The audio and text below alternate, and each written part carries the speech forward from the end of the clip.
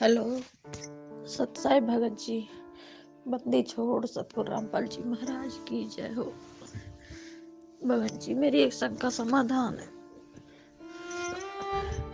मेरे घर के जितने भी परिवार देवर जेठ भगत जी वो इतने दिन है कि भक्ति करते करते पर भक्ति ना करेंगे। भक्ति में गुरु जी भगत जी बाधा बन रहे हैं सबरे परिवार वाले। मैं अपन के पास कई दिन तो फोन भी कर रही हूँ पर फोन आप उठा ना पा रहे, मिल भी नहीं रहा। भगत जी, मेरी शंका समाधान को कुछ निर्णय बताओ। कई दिन है कि भगत जी फोन करते करते अपन के पास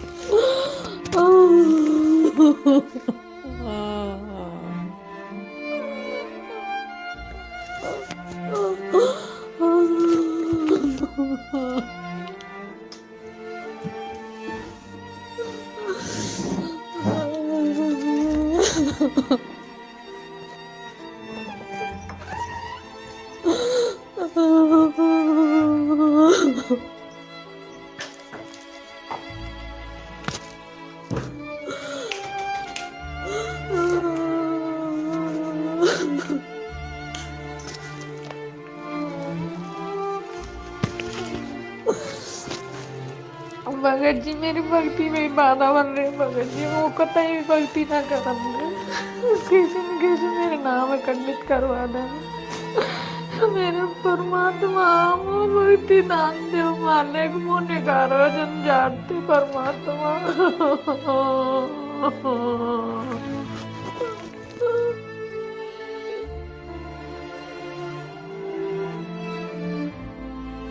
बंदी छोड़ सतगुरु रामपाल जी महाराज जी की जय हो। परमात्मा की सभी प्यारी आत्माओं को मुझ पवन दास का सतसाहिब। सतसाहिब गीता बहन, आप पलवल हरियाणा से हैं और आपने जो ऑडियो के माध्यम से अपना दुख, अपनी व्यथा इस दास को अपना भाई समझते हुए बताई है, उसके लिए दास आपका धन्यवाद करता है। देखिए बहन, आज चाहे आपको दुख हो, चाहे मुझ पवन दास को दुख हो, चाहे संगत में से हमारे अन्य किसी भगत भाई बहन को कोई परेशानी हो, कोई दुख हो, कोई आपत्ति हो, किसी को कोई शारीरिक परेशानी है, किसी को आर्थिक परेशानी है, किसी को पारिवारिक परेशानी है, तो किसी को सामाजिक परेशानी है। इस पृथ्वी पे गुरुदेव ने बताया कि सुखी कोई नहीं है। अगर कोई सुखी है हल्का फुल्का तो वही प्राणी है जो आज सतगुरु की शरण में है, अन्यथा यहाँ पे कोई भी व्यक्ति सुखी नहीं है। सुख केवल पैसे का नहीं होता है, सुख केवल बाल बच्चों का नहीं होता है, सुख केवल धन धान्य का नहीं होता है। सबसे बड़ा सुख गुरुदेव ने आत्मिक सुख बताया कि जब आपकी आत्मा इस बात से संतुष्ट हो जाए और एक जगह स्थिर हो जाए कि अब मेरा मोक्ष निश्चित है, मेरा उद्धार निश्चित है, वो सबसे बड़ा आत्मिक सुख है इंसान का। दुनिया का सबसे बड़ा सुख वही है, वरना चाहे कोई टाटा बन के बैठ जाए, अंबानी बन के बैठ जाए, उससे बड़ा दुखी इंसान पृथ्वी पे कोई नहीं है। और रही बात बहन आपकी समस्याओं की, तो बहन इन समस्याओं से निपटने का केवल एक ही माध्यम है और वो माध्यम है सतगुरु का ज्ञान। हमने हर स्थिति में, यदि हमने भक्ति मार्ग पे कदम रखा है तो हर स्थिति में हमने गुरुदेव के ज्ञान को आधार बनाकर चलना पड़ेगा। और जब हम गुरुदेव के ज्ञान को आधार बनाएंगे तो बहन हमें पता चलेगा कि आज हमारे इस जीवन रूपी सफर में जो भी विपत्तियां, परेशानियां, संकट, दुख, तकलीफ आ रही हैं, ये किसी और के कारण नहीं है, ये हमारे स्वयं के कारण है। हम स्वयं ही इसके लिए जिम्मेदार हैं। हो सकता है बहन आपने इस जन्म में किसी का बुरा नहीं किया हो, आपने किसी का बुरा नहीं चाहा हो, आपने मन कर्म वचन से किसी को कोई हानि या दुख नहीं पहुंचाया हो, लेकिन बहन आज वर्तमान में हमारे ऊपर जो दुख, आपत्ति और परेशानियां आ रही हैं, उनका मूल कारण केवल हमारे वर्तमान जीवन के कर्म कुकर्म ही नहीं है। बहन अनंत युगों से हम इस पृथ्वीलोक पे आए हुए हैं और अनंत युगों में हमने अनंत मानव जन्म प्राप्त भी किए हैं। और गुरुदेव ने बताया कि उन मानव जन्मों में तुमने ना जाने कितनों को बेवजह परेशान किया है, कितनों को तुमने बेवजह फांसियां तोड़ी है, राजा बनके, मंत्री, मुख्यमंत्री, प्रधानमंत्री बनके तुमने कितने कर्म कुकर्म किए हैं। तो आज बहन इस समय वो हमारे को भोगने पड़ रहे हैं। और दास ने पहले भी जिक्र किया था गुरुदेव के ज्ञान आधार से कि बहन जब कोई भी व्यक्ति पूर्ण परमेश्वर सतगुरु रामपाल जी महाराज जी की शरण ग्रहण करता है, उसके बाद बहन काल उस आत्मा के ऊपर विशेष तौर से हावी हो जाता है, क्योंकि काल को ये महसूस हो जाता है कि ये आत्मा अब मेरी हद से बाहर निकलने वाली है, बाहर निकलने की तैयारी कर रही है। तो काल विशेष रूप से उस आत्मा के ऊपर संचित कर्मों का दबाव बढ़ा देता है। संचित कर्म गुरुदेव ने बताया कि अनंत हमारे जो मानव जन्म रह चुके हैं, उन मानव जन्मों में हमने जितने भी कुकर्म किए हैं उसका कुछ थोड़ा सा प्रतिशत निकाल के काल हमें दोबारा से मानव जन्म देता है, पाप और पुण्य का प्रतिशत निकाल के। बाकी हमारे जो पाप कर्म बच जाते हैं वो काल अपने पास रख लेता है, उसको संचित कर्म कहते हैं। और उन पाप कर्मों का, उन हमारे संचित कर्मों का बहन गुरुदेव ने बताया कि बच्चों इतना ढेर लग रहा है जैसे सुमेरु पर्वत। सुमेरु देवताओं का पर्वत होता है, यहाँ के हिमालय पर्वत से अनंत गुना ज्यादा ऊंचा होता है, बड़ा होता है। तो इतना ढेर हमारे संचित कर्मों का काल के पास में सुरक्षित है। और काल उन संचित पाप कर्मों का दबाव प्राणी के ऊपर उस समय छोड़ता है जब ये प्राणी, जब ये आत्मा सतगुरु या किसी सच्चे संत की शरण ग्रहण कर लेती है, अपने आत्म कल्याण की ओर जब ये कदम बढ़ाने के लिए अग्रसर हो जाती है, तो काल भी विशेष तौर पर इस आत्मा के ऊपर उन सभी संचित कर्मों का दबाव बढ़ा देता है। तो इन सब बातों को बहन हमने ज्ञान आधार से समझना पड़ेगा, तभी हम ये भक्ति कर पाएंगे और तभी हम इस भक्ति सफर में हमारे ऊपर अपने ही कर्मों के जो कांटे हमें चुभते हैं हम उनसे निपट सकते हैं। अन्यथा हम भक्ति में या भगवान में दोष देख के या अपने आप को कोसते कोसते हम ऐसे ही मर जाएंगे, हम ऐसे ही भक्ति को छोड़ देंगे, इससे कोई फायदा नहीं होगा। और तीसरी बात बहन गुरुदेव ने बताई कि बच्चों यदि तुमने आम का बीज बोया है तो आम का फल भी तुम ही खाओगे, उसका आनंद भी तुम ही भोगोगे। लेकिन जब तक उस आम के बीज से पौधा बनेगा, पौधे से फिर पेड़ बनेगा, फिर उस पेड़ के आम लगेंगे, तब तक तुमने सावधानी भी उसकी पूरी रखनी पड़ेगी, मेहनत भी तुमने पूरी करनी पड़ेगी, आवारा पशुओं से उसकी सुरक्षा करनी पड़ेगी, उसको समय पे पानी देना पड़ेगा, समय पे उसको खाद देना पड़ेगा। तब जाके 5-6 वर्ष के बाद में वो पेड़ बनेगा और उसके आम लगेंगे और उन आम का जो आनंद है वो तुम ही भोगोगे। ठीक इसी प्रकार बहन ये जो पूर्ण परमेश्वर की भक्ति है ये एक आम रूपी बीज है। परमात्मा ने हमें अपनी शरण में लेके भक्ति रूपी बीज हमारे अंतःकरण में डाल दिया है। अब बहन जब तक ये बीज प्रफुल्लित नहीं होता है, जब तक ये पेड़ नहीं बनता है, तब तक जो भी संकट, जो भी परेशानियां, जो भी विपत्तियां आएंगी उनका बहन सामना भी हमने ही करना पड़ेगा, ज्ञान आधार से संघर्ष भी हमने ही करना पड़ेगा। क्योंकि आने वाले समय में आज परमात्मा ने जो आम रूपी भक्ति का पौधा हमारे अंतःकरण में बोया है बहन, उसका आनंद भी हम ही लेंगे। तो इन सब बातों को हमने गुरुदेव के ज्ञान आधार से समझना पड़ेगा। और बहन आज आपको चाहे आपका पति परेशान कर रहा है, देवर परेशान कर रहा है या जेठ परेशान कर रहा है, बहन इस परेशानी का मुख्य कारण हमारे आपसी ऋण संबंध हैं।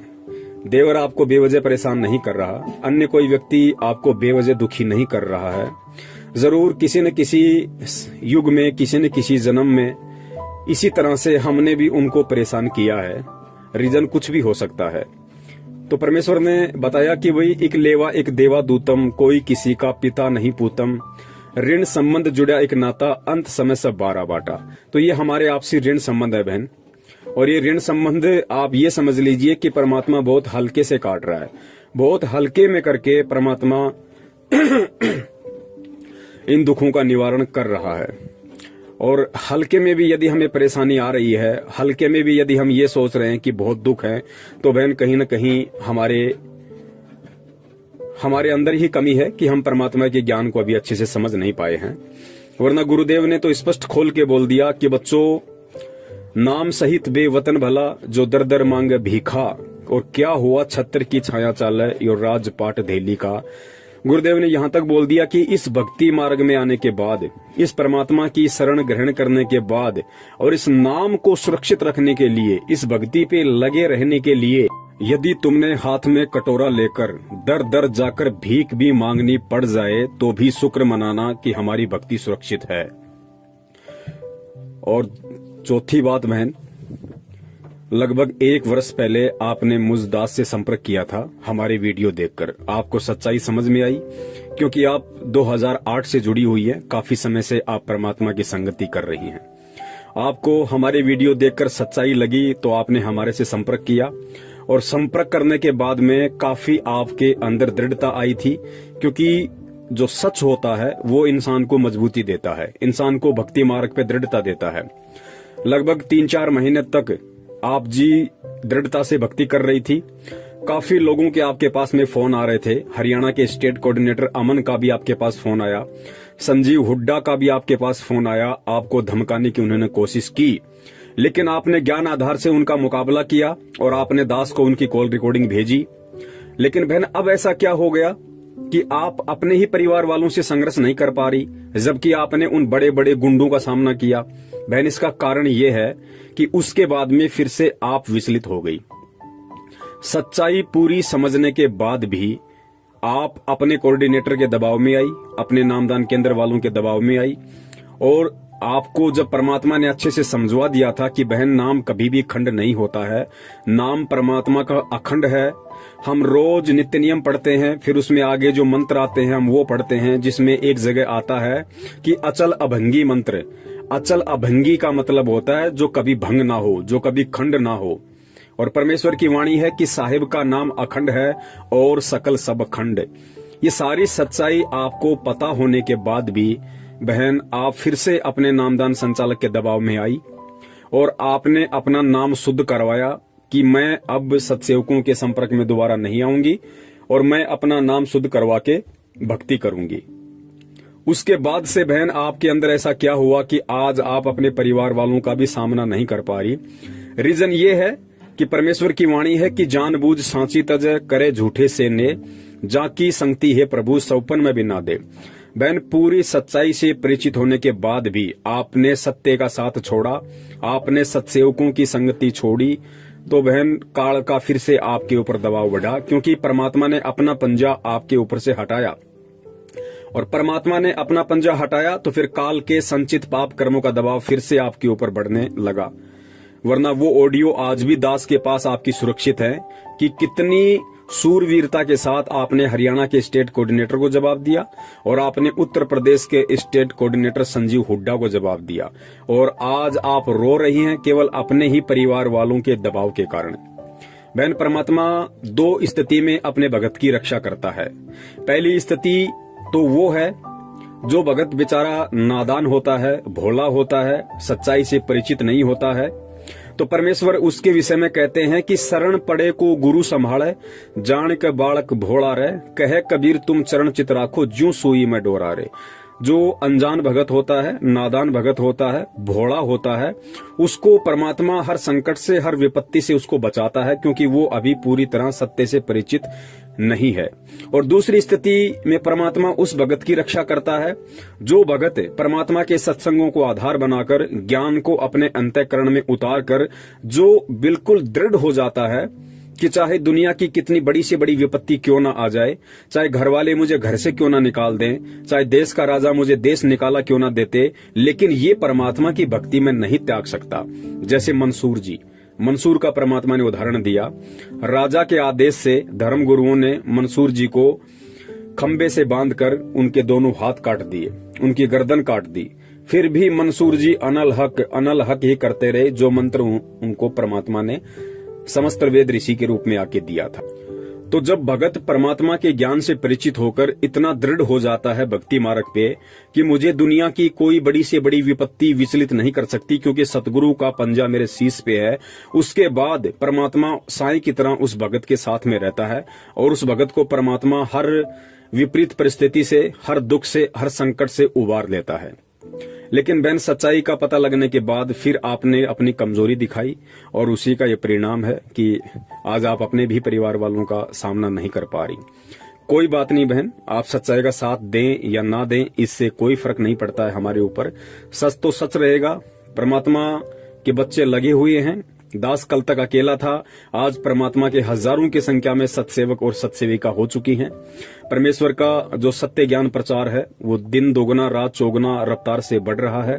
मीरा का उदाहरण दिया बहन गुरुदेव ने। मीरा जी का उदाहरण केवल इसीलिए दिया था क्योंकि जो माता बहनें छोटी छोटी बातों को लेके, छोटी छोटी परेशानियों को लेके सतलोक आश्रम बरवाला में, करोथा में परमात्मा को दर्शनों के समय अरदास लगाया करती थी, उनके आगे रो दिया करती थी कि परमात्मा बेटा भक्ति नहीं करने दे रहा, परमात्मा पति भक्ति नहीं करने दे रहा है, सारे परिवार वाले मेरे विरोध में आ गए, जबरदस्ती मेरे से देवी देवता पुजवाते हैं। तो परमात्मा ने मीराबाई की कथा हमें इसीलिए सुनाई थी कि उन पुण्यात्माओं को दृढ़ता मिले। और गुरुदेव ने कहा कि जब आज से 600 साल पहले मीराबाई एक लड़की होकर, जिस समय ठाकुर लोग अपनी बहन बेटियों को घर से बाहर तक नहीं निकलने दिया करते थे, उस समय मीराबाई रातों को सत्संग सुनने जाया करती थी। वो भी तो एक औरत थी, वो भी तो एक लड़की थी। जब उस समय की मीराबाई संघर्ष कर सकती है तो आज 21वीं सदी की माता बहनें परमात्मा की शरण में आके संघर्ष क्यों नहीं कर सकती? क्या मीराबाई के कोई 4 हाथ पैर थे? तो बहन इन सब उदाहरणों को हमने अपने अंतःकरण में उतारना पड़ेगा। गीता बहन, ये जीवन बहुत ही थोड़ा है, समय का कोई भरोसा नहीं है कब हमारी सांसें पूरी हो जाएं। बहन ये दृढ़ निश्चय कर लो कि हमें परमात्मा मिल चुका है, हमें भगवान मिल गया है, और वो भगवान मिल गया है जो हमारी आत्मा का उद्धार करवा सकता है। तो बहन ये जीवन हर स्थिति में परमात्मा के चरण कमलों में समर्पित कर दो। दुख परेशानियां किस पे नहीं आती। खुद गुरुदेव ने दुख सहन करके, दुख उठा के इस भक्ति मार्ग को उठाया है। और आज खुद परमात्मा के अपने, जिस प्रकार आपके देवर जेठ आपको परेशान कर रहे हैं, आपके ऊपर दबाव डालते हैं, ठीक उसी प्रकार खुद उस बंदी छोड़ के जो सांसारिक इस काल लोक में जो बच्चे हैं, बच्चियां हैं, उनके रिश्तेदार हैं, उनके भाई बंधु हैं, उन्होंने बहन कितनी घाल घाल रखी उनके साथ में। कितने दुखी थे परमात्मा सतलोक आश्रम बरवाला में कि इन नादानों को इतना ज्ञान देने के बाद भी ये मुझे समझ नहीं रहे, ये मुझे पहचान नहीं पा रहे और इस भक्ति को मजाक में ले रहे हैं। मेरी शरण में आके ज्ञान को अच्छे से ग्रहण ना करके और केवल दान के ऊपर अपनी मौज मस्तियां कर रहे हैं। मुझे केवल एक एटीएम मशीन समझ रखा है, मुझे केवल एक चलता फिरता बैंक समझ रखा है कि जब तक हमारे पिताजी जिंदा हैं या जब तक हमारे ताऊजी जिंदा हैं, या महेंद्र जी ने सोचा कि जब तक मेरा भाई जिंदा है, सत्संग कर रहा है, संगत जुड़ रही है, तब तक पैसा आ रहा है, और पैसा आ रहा है तो हमारी मौज मस्तियां हो रही हैं, हम लोगों ने अच्छी खासी प्रॉपर्टियां बना ली हैं। तो बहन इस तरीके से देखो किस कदर उन लोगों ने भी तो परमात्मा को दुखी किया। परमात्मा को उन्होंने वैसे कोई शारीरिक कोई प्रताड़ना नहीं दी, लेकिन परमात्मा को उन्होंने शाब्दिक दुख दिए। परमात्मा को उन्होंने इस प्रकार के दुख दिए कि इतना ज्ञान देने के बाद भी जब कोई परमात्मा के ज्ञान को अच्छे से स्वीकार नहीं करता है और दृढ़ होकर उस ज्ञान पे नहीं चलता है तो परमात्मा दुखी होता है कि देखो इन नादानों को मैंने इतना ज्ञान दिया, उसके बाद भी ये मेरे ज्ञान को आधार नहीं बना पा रहे।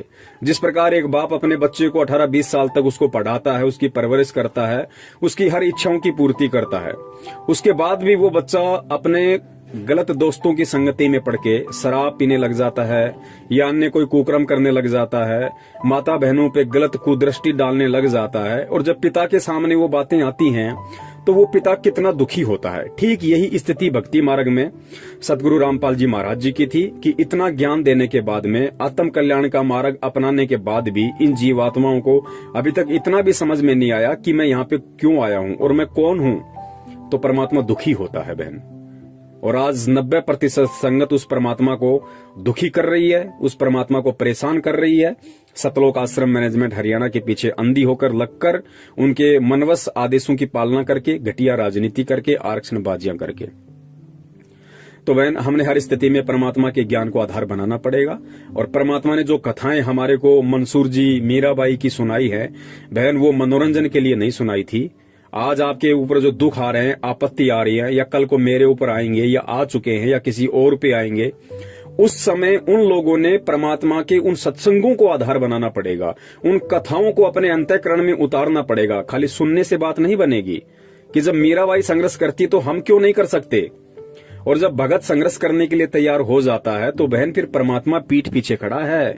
परमात्मा दूर नहीं है, खुद मालिक की वाणी है, तू चाले एक कदम मैं चालू कदम 60 कि हे पुण्यात्मा, तू इस भक्ति मार्ग पे दृढ़ता के साथ संघर्ष करते हुए तू एक कदम रख के तो देख, मैं तेरे से 60 कदम आगे चलूंगा तेरे संकटों का निवारण करने के लिए।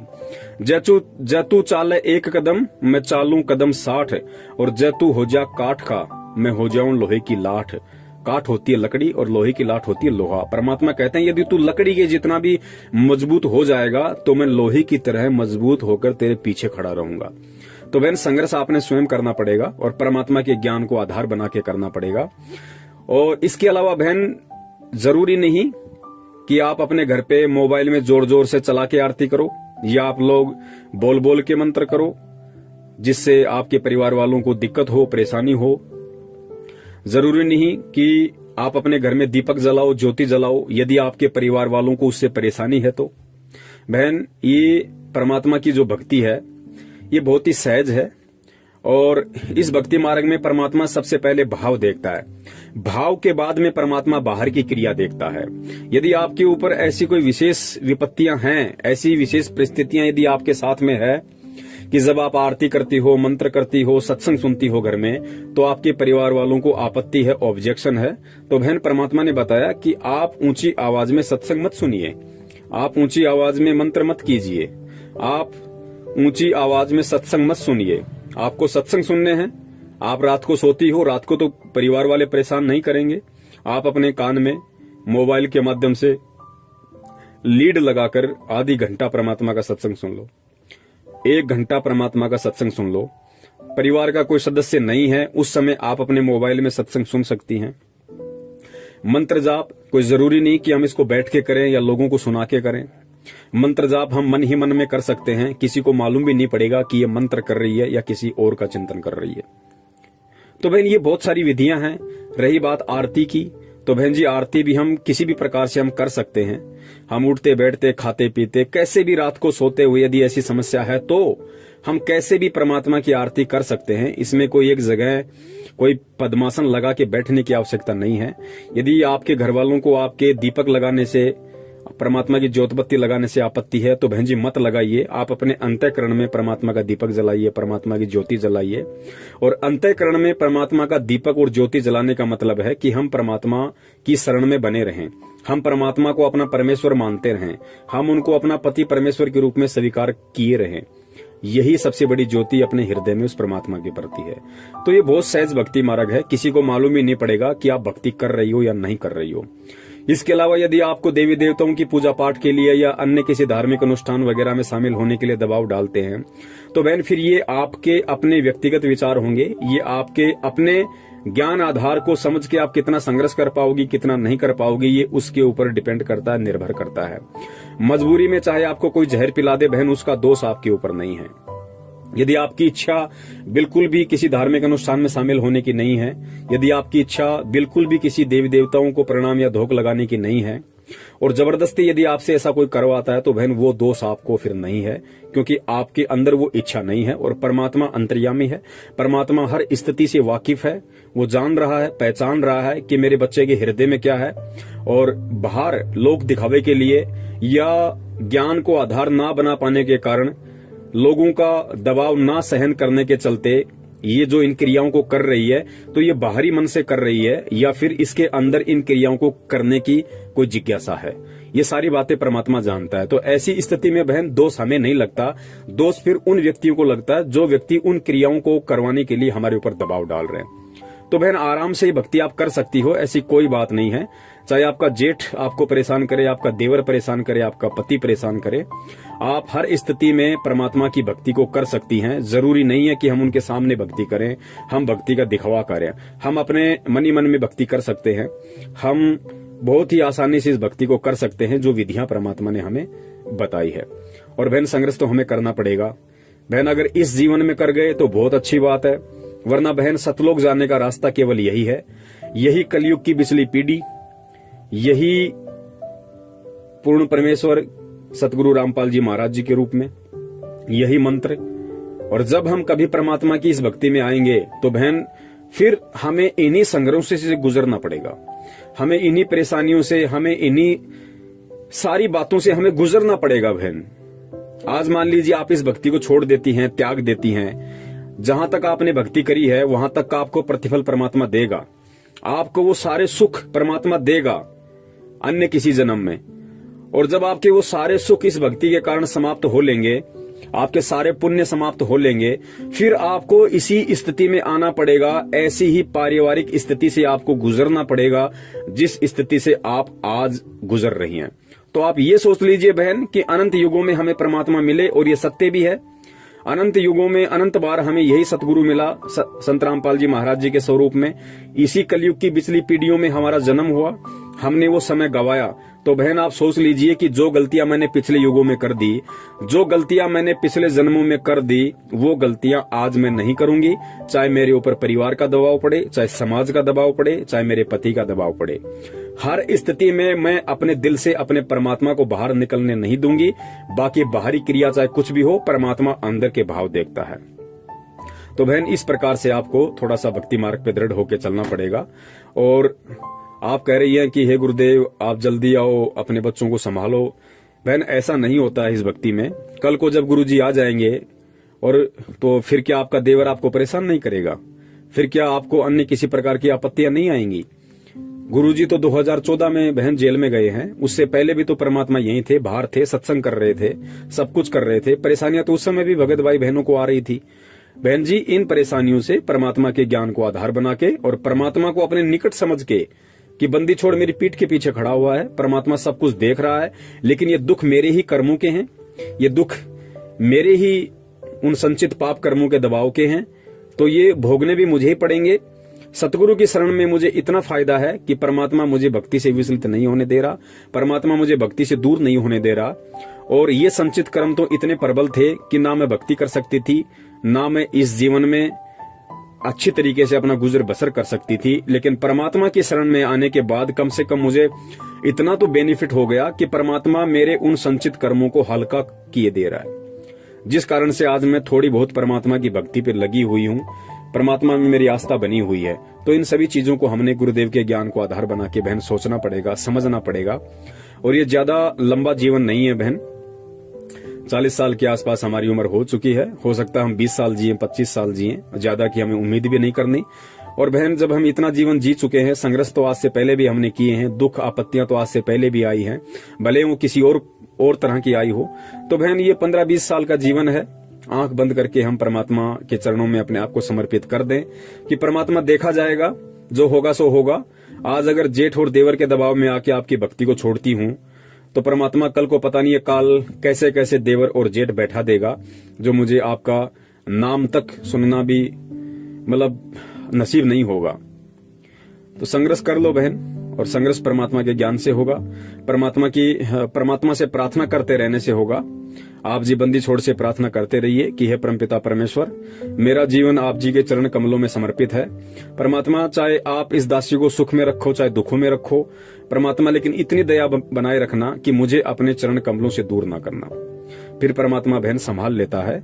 आपका जेठ आपका देवर वो भी परमात्मा के बच्चे हैं, काल की भांग अधिक है, ये एक बात अलग है। परमात्मा कब उनकी बुद्धि फेर दे, कब उनको सद्बुद्धि दे दे, ये परमात्मा के बाएं हाथ का खेल है। जब परमेश्वर काल की बुद्धि फेर सकता है तो बहन ये देवर और जेठ कौन से खेत की मूली हैं। लेकिन ज्ञान देकर परमात्मा अपने भक्तों की भी परीक्षा लेता है। और बहन बहुत सारी बातें हैं इस भक्ति मार्ग में, ऑडियो बहुत लंबा हो जाएगा। और परमात्मा कहते हैं कि समझदार को संकेत ही काफी होता है। वैसे भी आप 2008 से जुड़ी हुई है, दास तो 2013 में परमात्मा से जुड़ा था। आपको तो मुझ दास से कहीं ज्यादा ज्ञान है परमात्मा का। आप जी स्वयं भी समझ सकती हैं कि ये सौदा फिर ना ही रे संतो, ये सौदा फिर ना ही। अनंत युगों के बाद हमारा यह दाव लगा है बहन। थोड़ा बहुत कष्ट दुख परेशानियां सहन भी करनी पड़ जाएं तो परमात्मा कहते हैं सुख के माथे पत्थर पड़ो जो नाम हृदय से जाए, और बलिहारी उस दुख पे जो पल पल नाम रटाओ। ये आपकी परीक्षा है बहन। 2008 से आप जुड़ी हुई हैं। इतने दिनों के बाद बहन जी परमात्मा परीक्षा ले ही लेता है। जब यहाँ पे हम बच्चे को स्कूल में भेजते हैं और हर साल टीचर 2-2 बार हमारी परीक्षा लेते हैं, बच्चों की परीक्षा लेते हैं, तो परमात्मा तो बहन आज 14-15 साल के बाद आपकी परीक्षा ले रहा है। बहन इस परीक्षा में हमें फेल नहीं होना है। परमात्मा पीछे खड़ा हुआ है, परमात्मा हमारे साथ में है। अपने हाथों से परमात्मा ने हमें उठाया हुआ है, बस हमने थोड़ा ज्ञान को आधार बना के हिम्मत रखनी पड़ेगी। जेठ देवर कुछ भी कहें, कुछ कितना भी बोलें, हमें उन सभी चीजों को सहन करना है, क्योंकि परमात्मा ने कहा कि भगत का लक्षण है सहन करना। और परमात्मा ने बहन हमें भक्ति मार्ग के सूरमाओं की उपाधि दी है कि बच्चों, सूरमा वो नहीं होता जो किसी का बक्कल उतार दे, सूरमा वो होता है जो सहन करे। भक्ति मार्ग का सूरमा वो होता है, भक्ति मार्ग का सूरवीर वो होता है जो सहन करे, हर स्थिति को सहन करे, दुख को सहन करे, परेशानियों को सहन करे, लोगों की मार को सहन करे, लोगों की गालियों को सहन करे। किसके लिए? भक्ति के लिए, अपने आत्म कल्याण के लिए। उसको परमात्मा ने सूरवीर कहा है। तो बहन, हमने सूरवीरता का वो गुण जो परमात्मा ने हमारे अंदर दिया है, अब हमने उसको प्रयोग में लेना है। और हमने ये जो परेशानियां हैं बहन, ये लंबे समय के लिए नहीं है, ये कुछ समय के लिए है। आपके परिवार वाले भी परमात्मा की शरण में आएंगे जब उनका समय आ जाएगा, लेकिन वो नादान है, नहीं समझ पा रहे। तब तक हमने नीची गर्दन करके हर किसी की वाणी को, हर किसी की मार को हमने सहन करना है और बंदी छोड़ के नाम पे बहन लगे रहना है। भगत कभी किसी के प्रति उल्टा हाथ नहीं करता है, भगत किसी को उल्टी जुबान से नहीं बोलता है। अगर हमने उल्टा हाथ कर दिया, यदि हमने 2 गालियां उनको दे दी, लड़ने झगड़ने लग गए, बहन परमात्मा 1% भी सपोर्ट नहीं करेगा। ये परमेश्वर का विधान है। अगर प्रहलाद ने अगर अपने बाप के खिलाफ अगर मन कर्म वचन से कुछ भी बोल दिया होता, या हाथ में लेके डंडा वो भी खड़ा हो गया होता कि मार मुझे कैसे मारता है, तो परमात्मा नरसिंह रूप धारण करके नहीं आता। परमात्मा यही कहता कि बेटा, ये डंडा ही तेरा भगवान है, तूने डंडे को ही आधार बनाया है, तो अब ये डंडा ही तेरे रक्षा करेगा। तो बहन, हमने अपना डंडा अपने सतगुरुदेव को बनाना है, सतगुरुदेव के ज्ञान को बनाना है, और फिर हर स्थिति में वो सतगुरु और उसका ज्ञान रूपी डंडा इस दुनिया की बड़ी से बड़ी परेशानी से, प्रॉब्लम से, हर संभव हर स्थिति में हमारी रक्षा करेगा। तो बहन, ज्ञान को आधार बनाओ। ये भक्ति है ही ज्ञान की। बहन, ज्ञान से बढ़कर ऐसी कोई दवाई नहीं है। ये ज्ञान बहन, इतनी बड़ी पावर है इस परमात्मा के ज्ञान में। ये अब दास क्या कहे बहन, शब्द नहीं है दास के पास में, क्योंकि ज्ञान इस भक्ति की नींव है, ज्ञान इस भक्ति की जान है बहन। अगर ज्ञान है तो चाहे दुनिया की बड़ी से बड़ी प्रॉब्लम क्यों ना आ जाए, चाहे काल खुद आपके सामने आके खड़ा क्यों ना हो जाए, आप संघर्ष कर जाओगी। और अगर ज्ञान को आधार नहीं बनाया तो बहन, कोई 2 कौड़ी का जीव भी हमें विचलित कर सकता है भक्ति और भगवान से।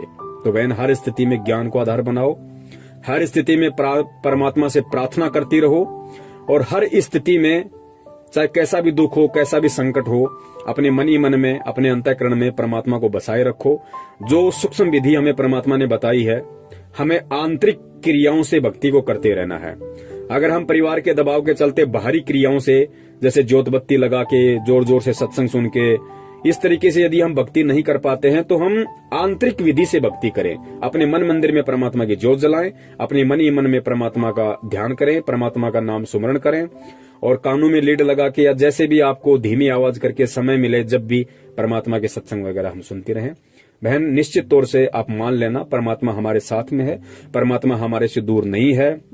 ये परीक्षा का समय है, और परीक्षा के समय जब बच्चा परीक्षा दे रहा होता है तो बहन, टीचर पास में ही खड़ा होता है। बच्चे को भी पता है कि टीचर मेरे पास में खड़ा है, घूम रहा है, सभी को देख रहा है, लेकिन टीचर बताता किसी को नहीं। टीचर मदद किसी की नहीं करता, क्योंकि वास्तव में वो परीक्षा है। और परीक्षा के समय टीचर केवल ये देखता है कि 1 साल से मैंने इसको जो बार बार पढ़ाया है, ये उसको कितना अपने दिलो दिमाग में उतार पाया। उसी आधार से आज इस बच्चे को लिखना है एग्जाम में, इस आंसर शीट में इसको लिखना है। तो बहन, सेम यही स्थिति भक्ति मार्ग की है।